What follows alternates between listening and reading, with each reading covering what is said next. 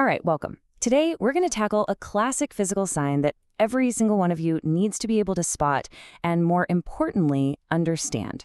This isn't just some random medical trivia, it's a critical clue that can point us towards some really serious, life-threatening conditions. We're going to approach this like a real clinical mystery, starting right at the bedside with a patient.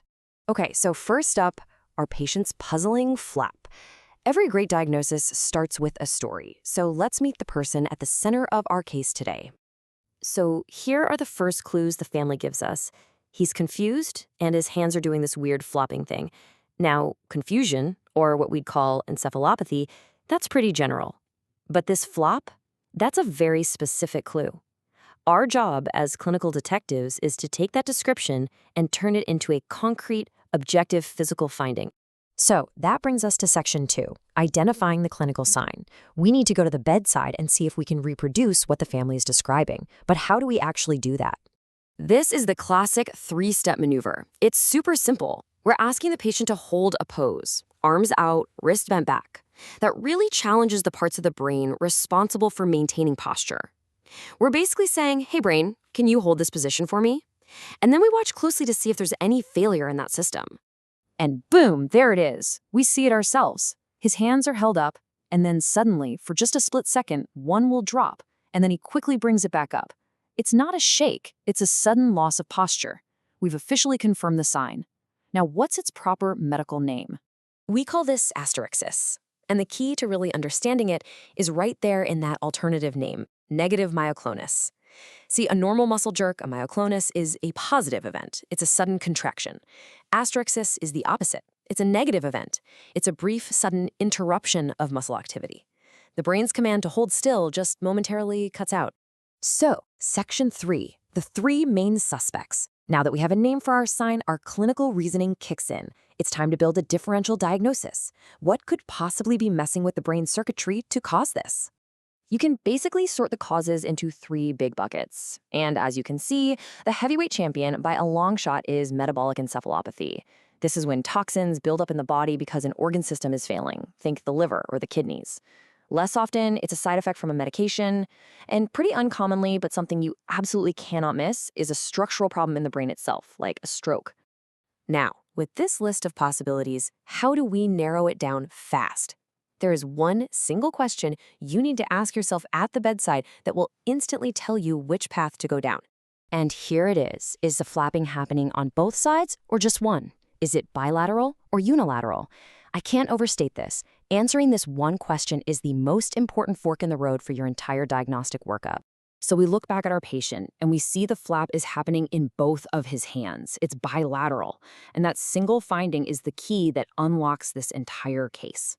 Okay, this slide is fundamentally important. Let's break it down.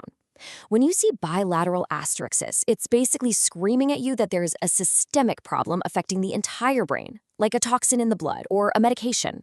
But unilateral asterixis, that's a totally different story.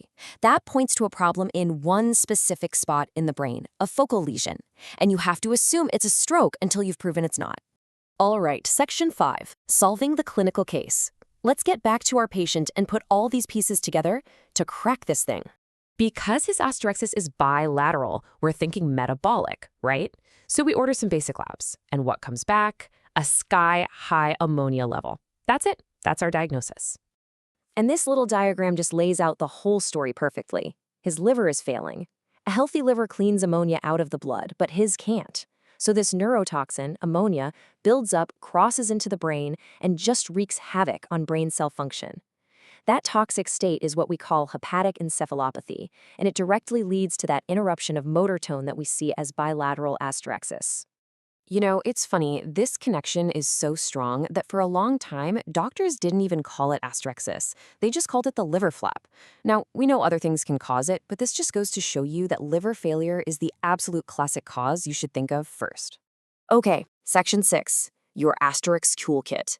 Let's boil this all down to the high-yield facts you need to have locked and loaded for your exams and for when you're on the wards. First off, a huge point of clarification. Do not confuse asterixis with myoclonus. They are physiological opposites. Asterixis is a negative event, a loss of tone, a flap down. Myoclonus is a positive event, a sudden gain of tone, a jerk up. Getting that difference straight is absolutely key. And here are your clinical pearls. I'd pause and really let this slide sink in. That asterisk mnemonic is a pretty great way to remember the differential. Also, pay attention to those exceptions for unilateral asterisks. Brainstem stuff can be tricky. And finally, that point about valproic acid, that is a classic, must-know board-style question. And this brings us to a golden rule in medicine. We treat the disease, not the sign. Our job isn't to make the flap go away. The flap is just a symptom, a signal from the body that something is deeply wrong. For our patient, the treatment is to manage his liver failure and get that ammonia level down. Fix the cause, and the sign takes care of itself. So let's end with a quick self-test to really solidify this. A patient comes in, and you see Asterixis, but only in their left hand. So, what's flashing through your mind right now? What is the most likely cause, and what are you going to do immediately? Well, your brain should be screaming, unilateral sign equals a focal lesion, and a problem on the left side of the body points to the right side of the brain. So the number one diagnosis is a stroke. And your immediate next step, you need to get urgent imaging of the brain. See how that works? Identifying one sign and asking one simple question, bilateral or unilateral, can literally change everything and set you on the right path to saving your patient.